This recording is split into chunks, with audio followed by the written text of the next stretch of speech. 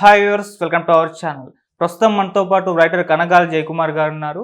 So ఇవాళ ఆయన ఒక మూవీ గురించి అయితే మనతో డిస్కస్ చేయడానికి వచ్చారు. ఏంటా మూవీ అనుకుంటున్నారా? అంటే 90s టైంలో ప్రతి జనరేషన్‌లో ఏదో ఒక సినిమా ట్రెండ్ సెట్టింగ్ మూవీ అయితే ఉంటుంది. ఇప్పుడు మనం చెప్పుకుంటూ ఉంటాం 'అర్జున్ రెడ్డి', 'బాహుబలి', 'శివ' సినిమాలని చెప్పేసి. అయితే 90s టైంలో ఒక ట్రెండ్ సెట్టింగ్ మూవీ గురించి ఇవాళ ఇంట్రెస్టింగ్ విషయాలు చెప్పబోతున్నారంట. ఏంటా మూవీ అని చెప్పేసి నాకైతే చాలా ఇంట్రెస్టింగ్‌గా ఉంది. ఒకసారి ఆయనతో అడిగి ఆయన మాటలు మనం తెలుసుకునే ప్రయత్నం అయితే చేద్దాం. సార్ నమస్కారం సార్. నమస్తే. సార్ ఇవాళ 'ఆత్మబలం' అనే మూవీ గురించి మీరు చెప్పబోతున్నారు. దాని గురించి ఇంట్రెస్టింగ్ విషయాలు ఏమున్నాయి? ఎందుకంత మూవీ స్పెషల్‌గా ఇప్పటికీ ఎప్పటికీ మాట్లాడుకుంటూనే ఉంటున్నారు. ఏంటి సార్ ఆ సినిమా ఎందుకంత స్పెషల్? 'ఆత్మబలం' అనే సినిమా అప్పట్లో చాలా అద్భుతంగా ఆడింది. చాలా డిఫరెంట్ స్టోరీ అది. అది బెంగాలీ చిత్రం 'అగ్ని సంస్కార'కి తెలుగు రీమేక్ అనమాట. దాన్ని తెలుగులో తీసుకొని అక్కినేని నాగేశ్వరరావు గారు హీరోగా, B Sarojadevi most glamorous heroine అప్పట్లో. చాలా అందంగా ఉండేది. తర్వాత జగ్గి గారు, తర్వాత గుమ్మడి, కన్నాంబ, నాగి గారు, పెద్ద క్యాస్ట్, స్టార్ క్యాస్ట్తో చేసినటువంటి అద్భుతమైనటువంటి సినిమా. దాని ప్రొడ్యూసరు జగపతి రాజేంద్ర ప్రసాద్ గారు.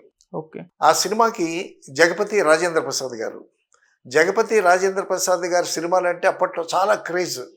చాలా అద్భుతమైనటువంటి సినిమాలు తీశాడు రాజేంద్ర ప్రసాద్ గారు. అంటే ఇప్పుడు జగపతి బాబు వాళ్ళ ఫాదర్ అనమాట. ఆయన అప్పట్లో హీరోగా అవుదామని వచ్చాడు. చాలా అందగాడు, చాలా బాగుండేవాడు. చాలా మంచి మంచి సినిమాలు చేశాడు. ఈ 'ఆత్మబలం' అనేటటువంటి సినిమాకి వి మధుసూదన్ రావు గారు డైరెక్టరు.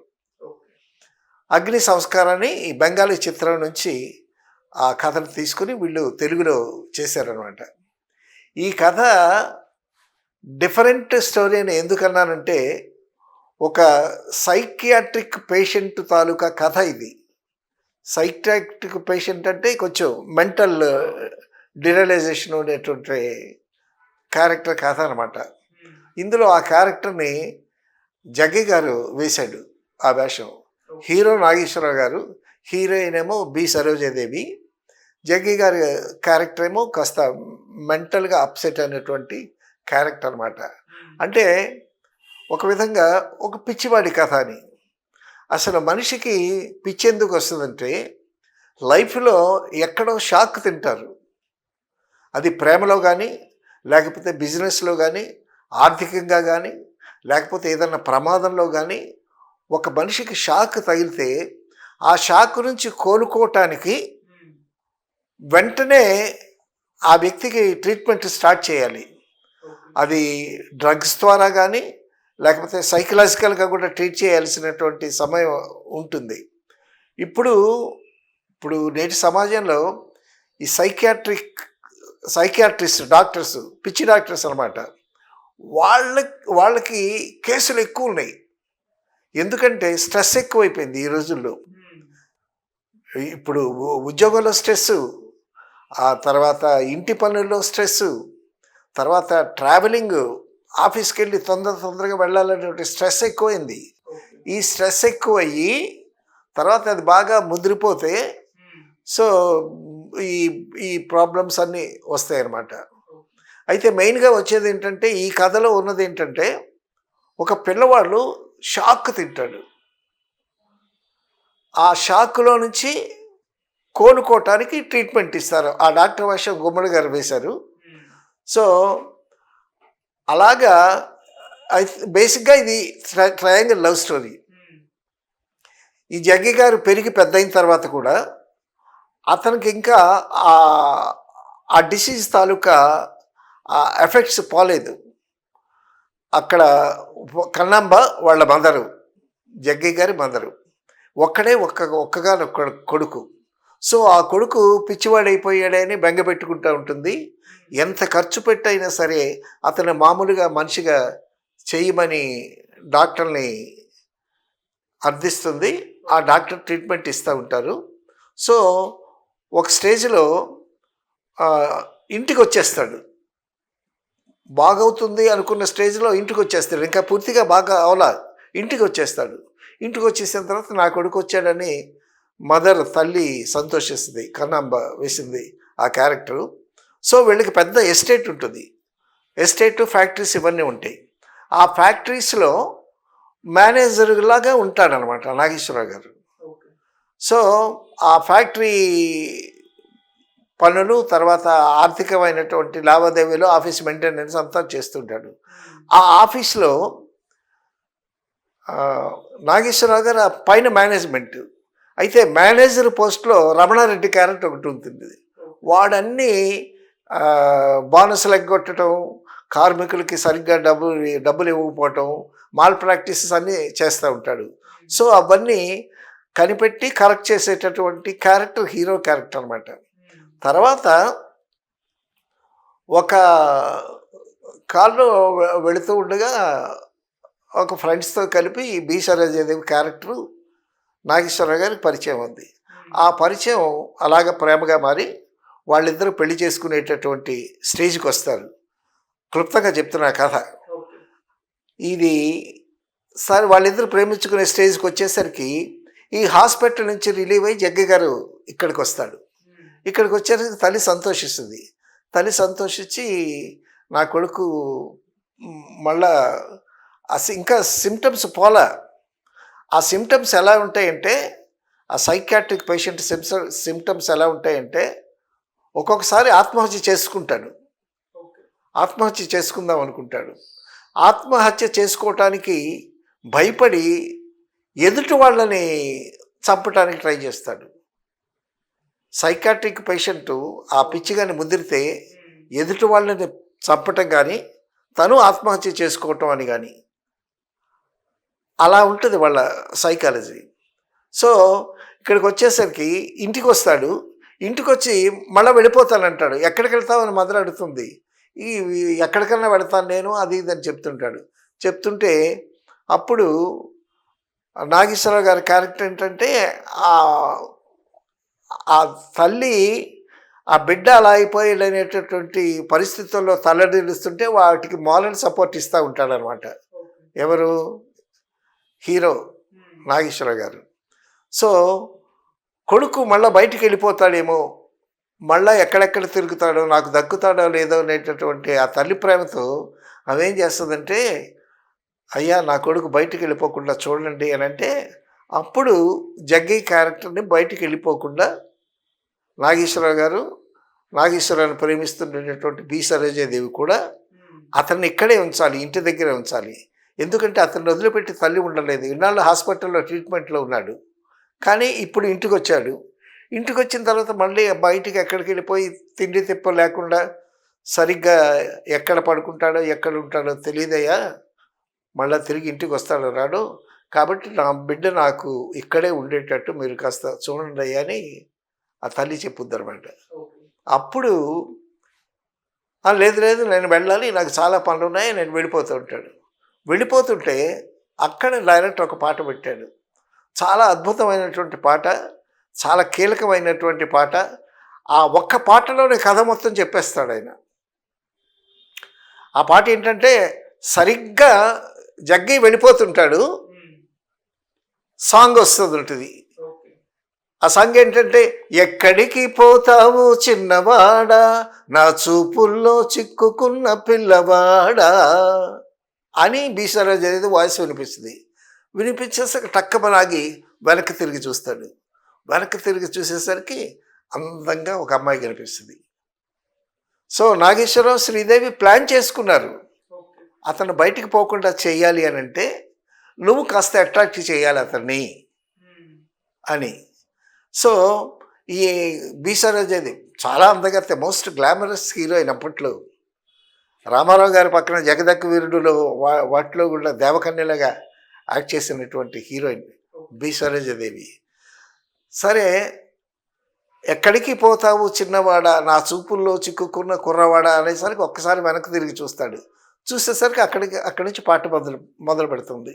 ఎక్కడికి పోతావు చిన్నవాడ, నా చూపుల్లో చిక్కుకున్న కుర్రవాడ అని పాడేసరికి మళ్ళా అతను పాట అందుకుంటాడు. ఎక్కడికి పోలేను పిల్లదాన నిన్ను చూసి అని తను పాట అందుకుంటాడు. సో ఈ పాటలో నాగేశ్వరరావు గారు ఉంటాడు, ఒక పక్కన శ్రీదేవి, ఒక పక్క జగ్గయ్య గారు ఉంటాడు. సో ఈవిడ పాట పాడుతూ పాట పాడుతూ నాగేశ్వరరావు అంటే ప్రేమ కదా, నాగేశ్వరరావు చుట్టూ తిరుగుతూ ఉంటే ఈయన వస్తాడు. వచ్చేసరికి సైకాట్రిక్ పేషెంట్ కదా, ఆ చూపులు తీవ్రంగా చూడటం, ఆ చేతలు, ఆ హావభావాలు అన్నీ పిచ్చాడి లక్షణాలు ఎట్లా ఉంటాయి. సో వాటికి వీళ్ళు భయపడిపోయి పాట ఆపేస్తుంది. ఆపేస్తే ఆ క్యారెక్టర్ చాలా అద్భుతంగా చేశాడు జగ్గయ్య గారు. పాడు, ఆపేశావే అని అంటాడు. అప్పటికి ఇంకా స్టార్ట్ చేయదు. డాన్స్, ఐ సెడ్ డాన్స్ అని గట్టిగా అరుస్తాడు. అరిగేసరికి నాగేశ్వరరావు ఏమో అంటాడు. అనేసరికి మళ్ళీ పాట అందుకుంటుంది. పాట అందుకొని డ్యాన్స్ చేస్తుంది. డ్యాన్స్ చేస్తే డ్యాన్సు ఆగిపోకుండా చెయ్యమని అరుస్తూ ఉంటాడు. అరుస్తూ ఉంటే ఆవిడ డ్యాన్స్ చేసి చేసి చేసి చేసి చేసి శ్వాస వచ్చి పడిపోద్ది. సో అక్కడి నుంచి ఆల్రెడీ నాగేశ్వరరావు బి సరోజాదేవి ప్రేమించుకున్నారు.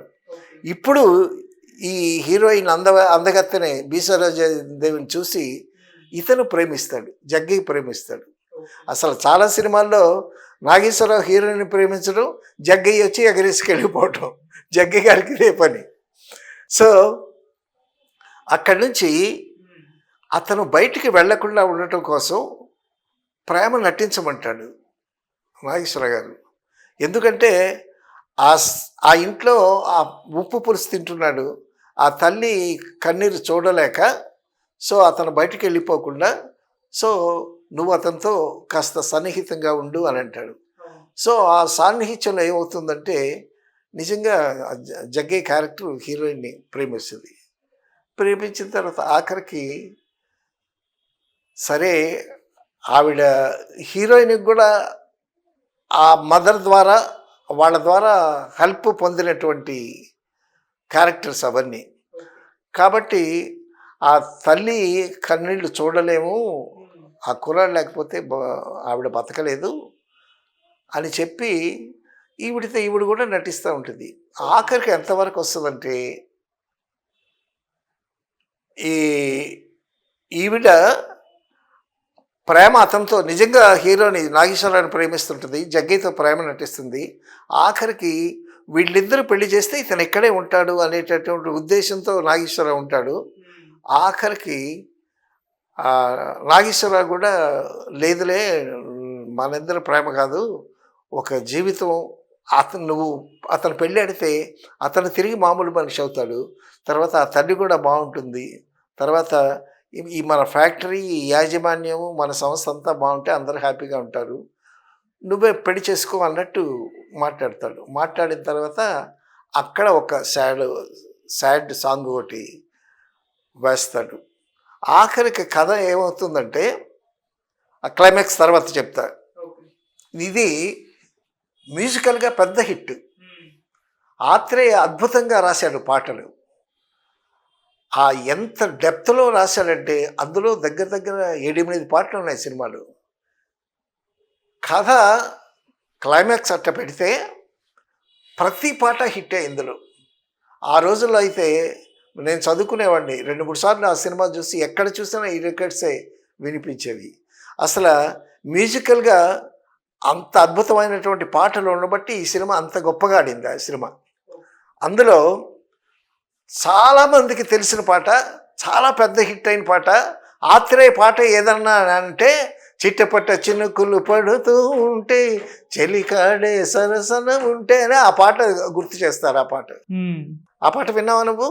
ఆ పాట వినని వాళ్ళు ఎవరు ఉండరు. చాలా అద్భుతమైనటువంటి ట్యూను, తర్వాత లిరిక్ కూడా అంత అద్భుతమైనటువంటి లిరిక్ అది. ఈ పాట రాయటానికి మెడ్రాస్లో ఆత్రేయని అక్కడ ఇక్కడ కూర్చోబెడితే ఎక్కడ పాట రాలేదంట. పాట రాకపోతే అరే మైసూర్ వెళ్దాం పదరా అన్నాడంట. మైసూర్ వెళ్ళి ఆ బెంగళూరులో ఏదో గార్డెన్స్లో ఏదో హోటల్లో దిగారంట.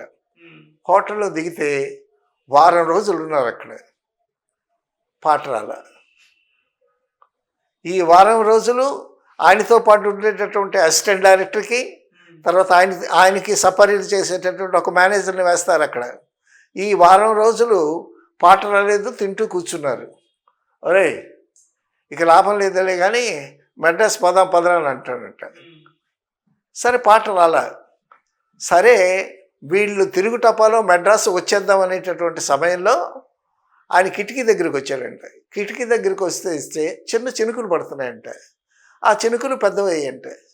పెద్దవయ్యేసరికి ఒక జంట నడుచుకుంటూ వస్తూ ఆ వర్షానికి తలదాచుకోవటానికి చెట్టు కిందకి చేరాడంట. అప్పుడు ఫ్లాష్ వచ్చిందంట ఆయనకి.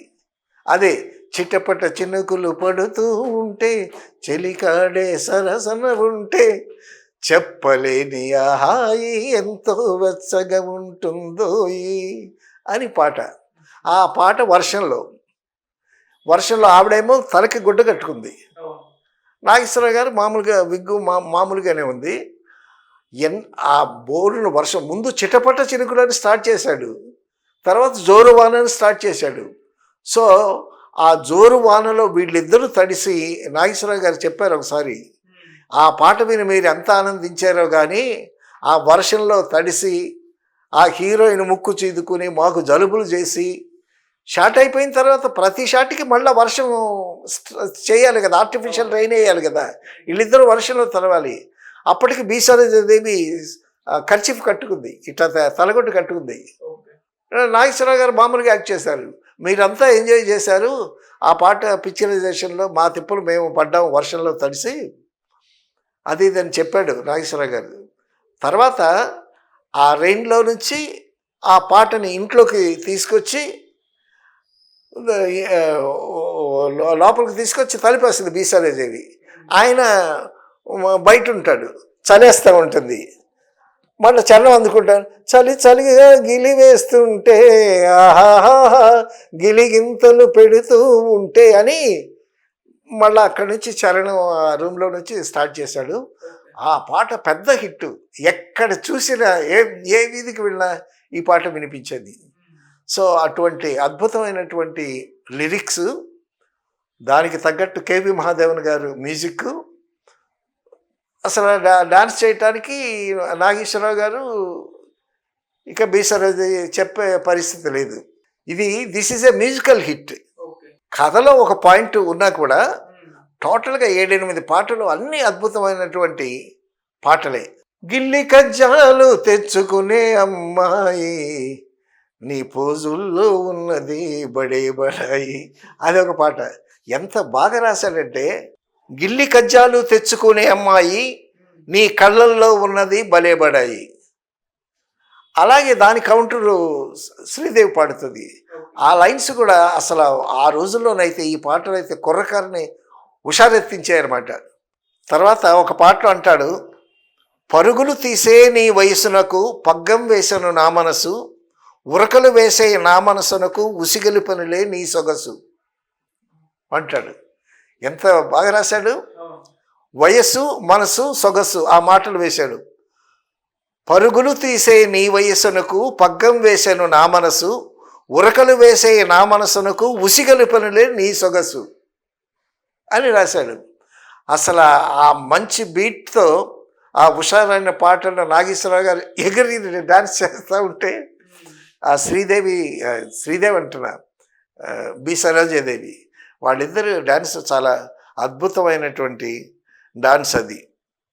తర్వాత వీడిని చేసుకోవాల్సి వస్తుంది కదా పరిస్థితుల వల్ల. నాగేశ్వరరావు స్తబ్దుగా ఉంటాడు.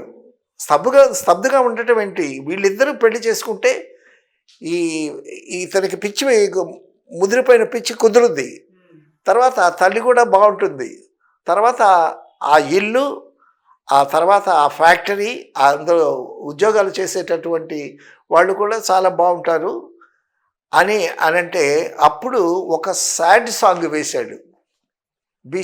బీసరదేవికి ఒక సాడ్ సాంగ్ వేశాడు, విచారంగా పాడుద్ది. ఆ పాట ఏంటో తెలుసా?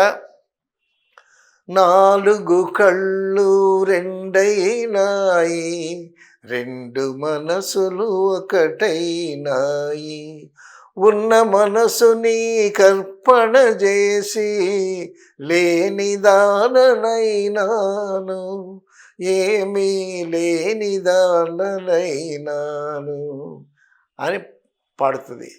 ఎంత బాగా రాశాడు ఆత్రేయ.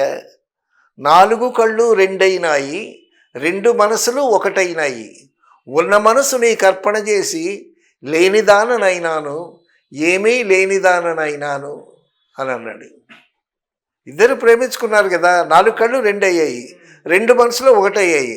ఆ మనసు నీకు ఇచ్చేశాను, ఇక ఈ శరీరం ఖాళీగా ఉంది, ఏమీ లేని దానిని అయిపోయాను అని ఆ సాడ్ సాంగ్లో కూడా చాలా హుషారుగా నడుస్తూ ఉంటుంది కథ.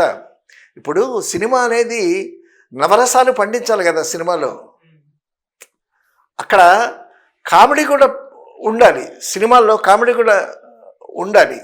ఆ కామెడీకి ఒక సాంగ్ వేశాడు, అది వేరే విషయం. అక్కడ రేలంగి గిరిజన పెట్టాడు. సో అదే ఆ పాటలో మీనింగు ఎంత బాగా ఎంత అద్భుతమైనటువంటి పాటలు. నాలుగు కళ్ళు రెండు అవటం ఏంటి అని అనుకుంటాం. ఆ మాటల వెనక ఉండేటటువంటి ఆ భావం గమనిస్తే అసలు ఆ సినిమా వాళ్ళిద్దరూ ప్రేమించుకున్నారు, ఎంత హుషారుగా ఉంటారు కదా అప్పటి వరకు. తర్వాత ఈ జగ్గయ్య బి సరోజాదేవి పెళ్లి చేసుకుంటారు అనేటటువంటి పరిస్థితి వచ్చేసరికి అప్పుడు ఈవిడ పాయింట్ ఆఫ్ వ్యూలో ఒక సాడ్ సాంగ్ వేశాడు అనమాట. సో అది కూడా చాలా భావగర్భిత. ఆ పాట వచ్చేటప్పుడు ఇంతసేపు హుషారుగా ఉండేటటువంటి ఆడియన్స్ స్పెల్ బౌండ్ అయిపోయి పాత సినిమాలు చూసి ముక్కు చెదుకుని పక్కోళ్ళ మీదకి ఇసిరేసేటటువంటి సన్నివేశాలు అంత అద్భుతంగా ఉండేవి. ఈ సైకాట్రిక్ పేషెంట్స్ మనస్తత్వం ఎలా ఉంటుందంటే వాళ్ళ చూపులే తీవ్రంగా ఉంటాయి, ఇలా గుడ్లప్పగించి చూస్తారు. తర్వాత వాళ్ళ హావభావాలు కూడా వికృతంగా భయంకరంగా. సో ఒక మెంటల్ హాస్పిటల్కి వెళ్ళి చూస్తే ఎవరెవరు ఎలాగ బిహేవ్ చేస్తారో భలే విచిత్రంగా ఉంటుంది. ఒకడేమో పాట పాడతాడు, ఒకడేమో తలకిందులుగా నుంచుంటాడు, ఒకడేమో ఎగురుతుంటాడు, ఒకడేమో ఒకడిని కొడతా ఉంటాడు, ఒకడు పాడుతుంటాడు. అసలు ఒక పిచ్చి ఆసుపత్రికి వెళ్ళి ఆ లోపలికి వెళ్ళనివ్వరు. ఆ కటకటాలు ఉంటాయి, ఇనప కటకటాలు ఉంటాయి. ఆ లోపల నుంచి చూస్తే వాళ్ళని ఈవినింగ్ టైము ఫ్రీగా వదిలేస్తారు, కొంచెం మైండ్ ఫ్రీగా ఉండటం కోసం ఫ్రీగా వదిలేస్తారు. అప్పుడు వాళ్ళు చేసేటటువంటి రకరకాల చేష్టలు చూస్తూ ఉంటే అమ్మో అనిపిస్తుంది మనకి. అది ఎందుకు వస్తుందంటే లైఫ్లో షాక్ తింటే, ఆర్థికంగా కానీ, ప్రేమలో వైఫల్యం చెందినా కానీ, వ్యాపారంలో దెబ్బతిన్నా కానీ, లేకపోతే సడన్గా ఉద్యోగం విరమణ చేసిన, ఉద్యోగం నుంచి టెర్మినేట్ అయినా కానీ, సో లైఫ్లో షాక్ తగిలితే ఆ విధంగా మెంటల్గా ఇదైపోతారనమాట. సో ఈ రోజుల్లో ఇప్పుడు సమాజంలో ఒత్తిళ్ళు ఎక్కువైపోయి వాళ్ళందరూ సైకాట్రిక్ డాక్టర్ దగ్గరికి చాలామంది వెళ్తూ ఉంటారు. సో మనం పిచ్చి వాళ్ళని చూసి మనం నవ్వుకుంటాం, కానీ వాళ్ళ జీవితంలో ఎక్కడో ఒక దెబ్బ తిని ఆ విధంగా తయారైనటువంటి పరిస్థితి అనమాట. వాళ్ళని చూసి మనం సింపథైజ్ చేయాలి, కానీ వాళ్ళని చూసి మనం నవ్వుకోకూడదు. తర్వాత సార్ ఇప్పుడు అంటే ఇటువంటి కాన్సెప్ట్తో వచ్చే సినిమాలు ఈ మధ్య కామన్ అయిపోయాయి, మనం చూస్తూ ఉన్నాం. కానీ ఆ టైంలో, ఆ జనరేషన్లో ఆ కాన్సెప్ట్తో సినిమా రావడం అనేది, అందులో జగ్గయ్య గారి పర్ఫార్మెన్స్ ఉంటుంది. అందులో ఇలా కళ్ళిటి చూపించటం, ఇలా అంటాం. ఒక స్టేజ్లో ఇంకా క్లైమాక్స్ చెప్పలేదు, క్లైమాక్స్ చెప్తాను నీకు. ఒక స్టేజ్లో హాస్పిటల్లో నర్సును చూస్తాడు. నర్సును చూసి దగ్గరికి వెళ్ళి ఇలా దగ్గరికి వెళ్ళి పేక పట్టుకుని పిసికైపోతాడు. ఇంతలోకి ఆ డాక్టర్ వీళ్ళు వచ్చి మళ్ళీ మామూలు అయిపోతాడు. మళ్ళీ ఏమీ తెలియనట్టు యాక్ట్ చేస్తాడు. ఆ క్యారెక్టర్ యాక్ట్ చేశాడు జగ్గయ్య గారు. నిజంగా ఆ సినిమాలో జగ్గయ్య గారి పర్ఫార్మెన్స్ హైలైట్. మాకు శ్రీకాకుళంలో జగ్గయ్య గారి పిక్చర్ ఒకడు ఉన్నాడు. అసలు రామారావు నాగేశ్వరరావు అసలు హీరోనే కాదు, హీరో అంటే జగ్గయ్య అని అంటాడు. తర్వాత జగ్గయ్య గారిలో చాలా అద్భుతమైన కంచుకంఠం కదా ఆయన. తర్వాత చాలా న్యాచురల్గా ఉంటుంది ఆయన యాక్టింగ్. సో జగ్గయ్య గారి గురించి అయితే జగ్గీ గారు డ్యూయట్స్ పాడటం, స్టెప్స్ వేయటం మరి ఆయనకి రాదో, లేకపోతే ఆ క్యారెక్టర్స్కి ప్రొడ్యూసర్ డైరెక్టర్లు ఆయన ప్రిఫర్ చేయలేదు. మొత్తానికి జగ్గీ గారు కూడా హీరోగా వేశాడు. ఇంతకుముందు జమునతో వేశాడు, పదండ ముందుకు అనేటటువంటి సినిమాలు కూడా ఈయన హీరోగా చేశాడు. అయితే ఈయన హీరోగా వేసినటువంటి సినిమాలు ఆడలేదంట, దెబ్బతిన్నాయంట. దాని మీదట నారాయణ రెడ్డి గారు జగ్గీ గారి గురించి ఒక కామెంట్ లాంటి కాంప్లిమెంట్ ఇచ్చాడు. కాంప్లిమెంట్ లాంటి కామెంట్ అనుకో. అదేంటంటే నాగేశ్వరరావు గారు, ఎన్టీ రామారావు గారు, ప్రముఖులందరూ ఉన్నారు డయాస్ మీద. సో ఇప్పుడు సి నారాయణ రెడ్డి గారు మైక్ ముందుకు వచ్చి జగ్గీ గారి గురించి చెప్పాడు. ఏమని? జగ్గీ గారు హీరోగా వేసిన సినిమాలు చాలా మటుకు ఆడలేదు. దాని మీద కామెంట్ ఏమని ఇచ్చాడు? జగ్గయ్య గారు సైడ్ హీరో వేస్తే హీరోని తినేస్తాడు. జగ్గయ్య గారు సైడ్ హీరోగా వేస్తే హీరోని తినేస్తాడు, హీరో వేషం వేస్తే ప్రొడ్యూసర్ని తినేస్తాడు అన్నాడు. అంటే ఈయన హీరోగా వేస్తే ప్రొడ్యూసర్ లాస్ అవుతాడు అన్నమాట. సో దాన్ని చాలా అందరూ నవ్వారు, చాలా స్పోర్టివ్గా తీసుకున్నారు. That is also fact. అంటే హీరోగా చేసిన సినిమా వర్కౌట్ అవ్వలేదు. ఏదో అప్పట్లో 1-2 అయినా కానీ, బట్ కంపేర్గా రామారావు గారు నాగేశ్వరరావు గారితో కంపేర్ చేస్తే అవ్వలేదు. సో ఆ విధంగా బట్ ఆర్టిస్ట్గా పక్కన సైడ్ హీరో వేస్తాడు. రామారావు గారు హీరోగా ఉన్నా, నాగేశ్వరరావు గారు హీరో ఉన్నా, సైడ్ హీరో జగ్గయ్య వేస్తే హీరోల కన్నా అద్భుతంగా యాక్ట్ చేస్తాడు.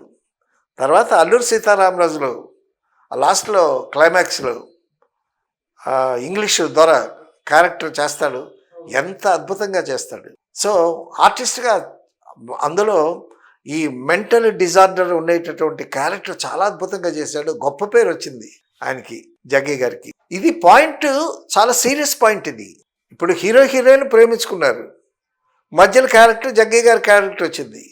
ఈ క్యారెక్టర్ని హీరోయిన్ ప్రేమించాల్సి వచ్చింది. సో ఇక్కడ ఉండేటటువంటి ఇదనమాట. ఆఖరికి హీరోయిన్ అడ్డం తిరుగుద్ది, నేను ఆయన్ని ప్రేమించాను, అతన్నే పెళ్లి చేసుకుంటాను, అది ఇదని చెప్పి వాళ్ళిద్దరూ పెళ్లి చేసుకునేటటువంటి పరిస్థితికి వచ్చేస్తుంది. నేను ఎక్కడ 60 సంవత్సరాలు దాటిపోయింది ఈ సినిమా వచ్చి. నాకు తెలిసి ఒక 65 సంవత్సరాలు అవుతుందేమో. సో సరే, తనకి దక్కట్లేదు ఇప్పుడు. ఎవరు? హీరోయిన్ తనకి దక్కట్లా. హీరోయిన్ స్ట్రాంగ్గా హీరోయిన్ నాగేశ్వరరావు గారిని ప్రేమించి ఆయనే పెళ్లి చేసుకుంటాను అనేటటువంటి ఫర్మ్ డెసిషన్స్ ఉంది. అంటే ఇప్పుడు ఈయనకి చిక్కట్లేదు. సో వీళ్ళిద్దరు పెళ్లి చేసుకోవాలనుకుంటారు, కానీ నేను హీరోనే పెళ్లి చేసుకుంటాను అనుకుంటాను. ఇది ట్రయాంగిల్ లవ్ స్టోరీ, చాలా కాన్ఫ్లిక్టెడ్, చాలా కాంక్రీట్గా, చాలా స్ట్రాంగ్గా ఉంది అక్కడ.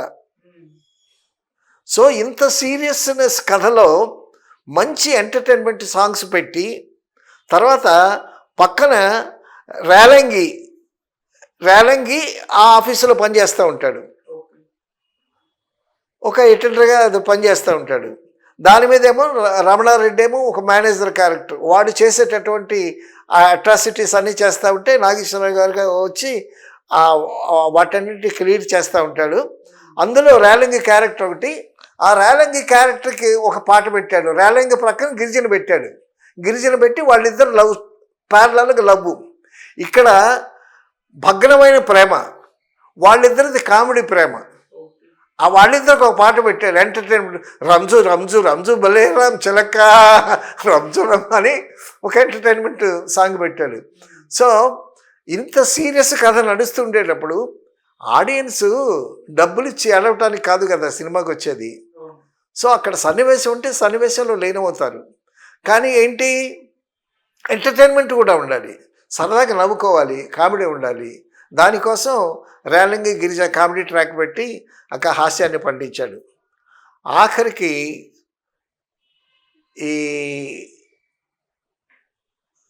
ఇప్పుడు హీరోయిన్ జగ్గయ్య గారికి దక్కకపోయేసరికి ఒక ప్లాన్ చేస్తాడు. ఏమని? నాగేశ్వరరావుని పిలిచి, నువ్వు పెళ్లి చేసుకోబోతున్నావు, ఆ అమ్మాయి నాకు ఎట్టా దక్కదు, సో నిన్నే పెళ్లి చేసుకోవాలనుకుంటుంది, కాబట్టి మీరు హ్యాపీగా ఉండండి అని చెప్పి ఆ ఎప్పటి నుంచో ఉండేటటువంటి ఆ నగలు ఒక పెట్టి తీసి ఈ నగలన్నీ పేరుస్తాడు. ఈ నగలన్నీ పేరిసి ఇదిగో ఇది వడ్డాణం, ఇవి గాజులు అని ఆ నగలన్నీ ఎక్స్ప్లెయిన్ చేసి ఈ నగలు తీసుకెళ్ళి పెళ్లి కూతురుగా అలంకరించు మీ ఫ్రెండ్కి బి సరోజకి అని అంటాడు.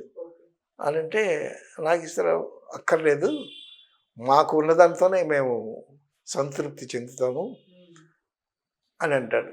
అంటే నా ప్రేమను నువ్వు శంకిస్తున్నావా, నువ్వంటే నాకు చాలా అభిమానం, నా అభిమానాన్ని నువ్వు శంకిస్తున్నావా, ఏం తీసుకెళ్ళడానికి ఏముంది, తీసుకెళ్ళొచ్చుగా అని అని అంటాడు. అనంటే ఆ నగలు నాకు వద్దు అని వెళ్ళిపోతుండేటటువంటి నాగేశ్వరరావు గారు నీ బలవంతం చేస్తాడు. బలవంతం చేస్తే సరే, అతను ఆల్రెడీ పేషెంట్ అని తెలుసుగా, సైకాట్రిక్ పేషెంట్ అని తెలుసుగా, అతను అటువంటి పేషెంట్ని అటాచ్ చేయాలంటే వాళ్ళకి నెగిటివ్ థాట్స్ రాకుండా చూడాలి, వాళ్ళ పాజిటివ్ మైండ్తోనే ఉండేటట్టే ఉండాలి. వాళ్ళకి ఏదైనా వస్తువు కావాలనుకో, ఆ వస్తువు దక్కలేదనుకో అది ఇసిరి పగలగొట్టేస్తారు. కాబట్టి ఆ వస్తువు వాళ్ళకి ఇవ్వాలి. వాళ్ళకి ఇచ్చిన తర్వాత ఆ వస్తువుని వాళ్ళు అట్లా చూసి ఆడుకొని పాడుకొని అట్లా పడేసేస్తారు. అప్పుడు తీసేయటం అది వేరే. వాళ్ళకి ఏంటంటే వాళ్ళు అనుకున్నటువంటిది వాళ్ళకి దక్కాలి. ఒకసారి కుక్క పిల్లని పేక పిసికి చంపైపోతాడు జగ్గి క్యారెక్టర్. అంటే లోపల ఏదో యాగని ఉంది ఆయనకి.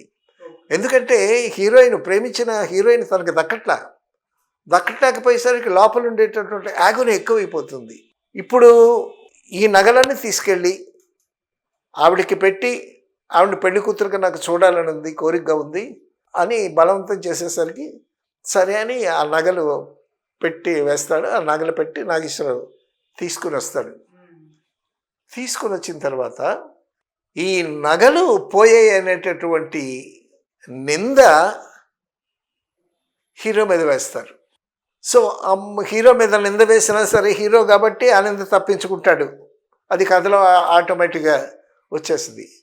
ఆఖరికి తనకి దక్కలేదు కదా, ఈ నగలు పెట్టి ఇచ్చేసాడు కదా, నగలు పెట్టి ఎందుకు ఇచ్చాడు, ఈ నగలు దొంగిలించాడు నాగేశ్వరరావు అనేటటువంటి నింద అతని మీద పడాలి. ఆ నింద అతని మీద పడితే ఇప్పుడు దొంగవాడిని పెళ్లి చేసుకోవటానికి హీరోయిన్ సంకోచిస్తుంది. తర్వాత తను పెళ్ళాడాలనుకునేటటువంటి హీరోయిన్ వాడు పెళ్లి చేసుకోబోతున్నాడు. కాబట్టి వాడి మీద మచ్చపడాలి, నాకు దక్కంది వాడికి కూడా దక్కకూడదు అనేటటువంటి ఉద్దేశంతో ఆ పెట్టి హ్యాండ్ ఓవర్ చేస్తాడనమాట. హ్యాండ్ ఓవర్ చేసి రివాల్వర్ తీసుకుంటాడు. రివాల్వర్ ఎలా తీసుకుంటాడు, రివాల్వర్ మీద కర్చీఫ్ వేస్తాడు. కర్చీఫ్ వేసి ఆ కర్చీఫ్తో రివాల్వర్ పట్టుకుంటాడు. రివాల్వర్ పట్టుకొని అద్దం ముందు తిరిగి హార్ట్కి పెట్టి పెల్చుకుని చచ్చిపోతాడు. చచ్చిపోయేసరికి నాగేశ్వరరావు హీరో జగ్గైన ఆ రివాల్వర్తో కాల్చి చంపి నగలు పెట్టి దొంగిలించాడు అనేటటువంటి అభియోగం వస్తుంది. అక్కడ క్లైమాక్స్ అలా ఆ విధంగా తీసుకొచ్చాడు. తీసుకొచ్చిన తర్వాత ఆఖరికి ఈ మేనేజర్ ఉన్నాడు కదా, దొంగ మేనేజరు, వాడు ఎక్కిస్తే రెడ్ హ్యాండెడ్గా దొరికిపోయింది. ఎందుకంటే ఆ గదిలోకి హీరో రావటం, ఆ నగలు పెట్టి తీసుకువెళ్ళటం, సో అవన్నీ సాక్ష్యాధారాలు ఉన్నాయి. ఆయన తర్వాత రివాల్వర్ మీద కర్చీఫ్ ఎందుకు వేసాడు జగ్గి గారు, ఈయన ఫింగర్ ప్రింట్స్ పడకుండా. సో ఎందుకంటే అతని ఫింగర్ ప్రింట్స్ ఉన్నాయనుకో అతనే కాల్చుకున్నాడు అనేటటువంటి విషయం బయటికి తెలుస్తుంది. అందుకోసం కర్చీఫ్ వేసి తీశాడు. అయితే ఆ రివాల్వర్ అక్కడ ఉంది. నాగేశ్వరరావు వచ్చాడు, నగలు పెట్టి తీసుకెళ్ళాడు. జగ్గయ్య డెడ్ బాడీ అక్కడ ఉంది. సో రెడ్ హ్యాండెడ్గా ఆ నగలు పెట్టి తీసుకువెళ్ళటానికే హీరో ఈ క్యారెక్టర్ని చంపాడు అనేటటువంటి ఎవిడెన్స్ కోర్టుకి ఇచ్చేస్తారు. ఇచ్చేసరికి కోర్టులో మరణశిక్ష వేస్తాడు జడ్జి. ఇప్పుడు కోర్టుకి చెవులే కానీ కళ్ళు ఉండవు కదా, సో వాడికి ఏంటంటే బలమైనటువంటి ఆధారాలు కనిపించాలి. సో దానితో వేసేస్తారు. వేసేసిన తర్వాత మొట్టమొదట పిల్లాడిగా ఉండేటప్పుడు ఆ పిచ్చి చేష్టలు చేసేటప్పుడు ట్రీట్ చేసేటప్పుడు డాక్టర్ వేషం గుమ్మడి గారు వేసాడు అని చెప్పాం కదా, ఆ గుమ్మడి గారు అమెరికా నుంచి అబ్రాడ్ నుంచి ఇండియాకి వస్తాడనమాట. ఇండియాకి వచ్చేటప్పుడు వచ్చి అప్పుడు అతని ద్వారా అతను ఈయన కాల్చుండడు, హీరో కాల్చుండడు, అతను సైకాట్రిక్ పేషెంటు, నేను ట్రీట్ చేశాను అతన్ని. ఆ సైకాట్రిక్ పేషెంట్కి అతని మనస్తత్వం ఎలా ఉంటుందంటే ఎదుటి వాళ్ళని తనకి ఏదన్నా దక్కకపోతే, ఇప్పుడు ప్రేమించినటువంటి హీరోయిన్ తనకి దక్కలేదు కదా, దక్కకపోతే ఆ ఎదుటి వాళ్ళని చంపేయటానికి ప్రయత్నం చేస్తాడు. చంపేటటువంటి ధైర్యం లేకపోతే అతను చంపుకుని ఆత్మహత్య చేసుకుంటాడు. అది ఆ పేషెంట్ సైకాలజీ. డెఫినెట్గా ఇతను చంపు ఉండడు ఇది అని చెప్పి ఆ రిపోర్ట్స్ అవన్నీ తీసిస్తారన్నమాట. తీసిస్తే అప్పుడు ఆ మరణదండన తీసుకెళ్ళిపోతారు ఆఖరికి, ఆ తాడు తగిలించే వరకు తీసుకెళ్ళిపోతారు. తీసుకెళ్ళిన తర్వాత ఇక వాడు చెప్తాడు కదా, 1, 2, 3 అని చెప్పగానే వీడు లాగుతాడు, ఉరి తగిలిపోతుంది. ఇప్పుడు వాడు చెప్తున్నటువంటి సమయంలో గబుక్కున ఆ మెసేజ్ తీసుకొచ్చి వాడు చెప్పేసరికి స్టాప్ ఇట్ అని అంటాడు. అని అంటే అప్పుడు ఆ మెడకు తగిలించిన ఉరి తాడు తీసి నాగేశ్వరరావు బయటకు వచ్చి తర్వాత భీష్ముడు తీసి నాగేశ్వరరావు పెళ్లి చేసుకుంటారు. సో దాంతో కథ ముగుస్తుంది. బట్ క్లైమాక్స్ చాలా టెన్షన్లో పెట్టాడు. అసలు ఉరి అయిపోతుందా, మరణదండన వేసేస్తారు అయిపోతుందని అనుకున్నాం. ఎప్పుడో చాలా నాళ్ళు అయింది చూసి, నేను చూసి క్లైమాక్స్ ఏమవుద్దా అని నేను కూడా ఆతృతగా ఒకసారి చూసుకున్నా. ఆ క్లైమాక్స్ టెన్షన్ మాత్రం భలే క్రియేట్ చేశాడు మధుసూదనరావు గారు, విక్టరీ మధుసూదనరావు గారు. ఆయన చాలా అద్భుతమైనటువంటి, ఆయన రీమేక్స్ అద్భుతంగా తీశాడు విక్టరీ మధుసూదనరావు గారు. ఈయన డ్రిల్ మాస్టర్గా పనిచేశాడు. విక్టరీ మధుసూదనరావు గారు డ్రిల్ మాస్టర్గా పనిచేశాడు. చాలా స్ట్రిక్ట్ డిసిప్లినేరియన్. నాగేశ్వరరావు గారిని హీరోల్ని లెక్క చేసేవాడు కాదు. ఒకసారి మంచి కుటుంబం అనుకుంటే సినిమాలో నాగేశ్వరరావు గారి హీరో, కృష్ణ సపోర్టింగ్ క్యారెక్టర్ ఏదో సరిగ్గా చేయట్లేదంట కృష్ణ. ఈయన అనుకున్న క్వాలిటీ రాకపోయేసరికి గట్టిగా అరిచాడు, తిట్టాడంట. తిట్టితే కృష్ణ గారు వచ్చి విగ్గు తీసి అక్కడ పడేసి, నాకు ఇంతే వచ్చు, నాకు ఇంతకన్నా రాదు, మీరు చేయించుకుంటే లేకపోతే లేదు అని వెళ్ళిపోయాడంట. 60 సినిమాలు చేశాడు ఆయన. 60 సినిమాలు చేస్తే ఆయన దగ్గర ఒక 60 మంది పనిచేశారు దగ్గర అసిస్టెంట్ డైరెక్టర్స్గా. పిసి రెడ్డి, రాఘవేంద్రరావు, కోదండరావు రెడ్డి వీళ్ళందరూ పెద్ద డైరెక్టర్లు అయ్యారు. మధుసూదనరావు గారు అసిస్టెంట్స్గా పనిచేసిన వాళ్ళు. సో 60 సినిమాలు చేశాడు కదా ఆయన షష్ఠి పూర్తికి ఈ 60 మంది ఆయన దగ్గర పనిచేసిన అసిస్టెంట్ డైరెక్టర్స్ అందరూ కలిపి ఆయనకి పెద్ద సన్మానం చేశారు. సో తర్వాత మధుసూదనరావు గారు మధు ఫిల్మ్ ఇన్స్టిట్యూట్ అని పెట్టాడు ఇక్కడ. ఆయనే పెట్టింది మధు ఫిల్మ్ ఇన్స్టిట్యూట్లో. ఆ మధు ఫిల్మ్ ఇన్స్టిట్యూట్ నుంచే చాలామంది హైదరాబాద్ నుంచి ఆర్టిస్టులు అయ్యి వచ్చినటువంటి వాళ్ళు. ఇప్పుడు మన తెలుగు ఇండస్ట్రీలో ఆ మధు ఫిల్మ్ ఇన్స్టిట్యూట్లో చదువుకుని వచ్చినటువంటి ఆర్టిస్టులు, శ్రీకాంత్ అక్కడి నుంచే వచ్చినటువంటి వాళ్ళు. So such a wonderful director, చాలా అద్భుతమైనటువంటి సినిమాలు చేశాడు. నాగేశ్వరరావు గారితో ఎక్కువ సినిమాలు నాగేశ్వరరావు గారితో చేశాడు. హీరోయిన్ని దళదళలాడించేవాడు. అందులో డ్రిల్ మాస్టర్ చాలా డిసిప్లైన్డ్, చాలా కోపిస్ట్ కూడా. ఆయన కోపిస్ట్, చాలా స్ట్రిక్ట్, చాలా సిన్సియర్ మనిషి. సో ఆయన చేసినటువంటి గొప్ప చిత్రం ఈ ఆత్మబలం అనేటటువంటి కథ. Thank you so much sir. Atmabalam cinema గురించి, అందులో ఉన్న పాత్రల గురించి అండ్ ఎస్పెషల్లీ ఆ సాంగ్స్ గురించి చాలా అద్భుతంగా ఎక్స్ప్లెయిన్ చేశారు sir. Thank you so much sir. Thank you.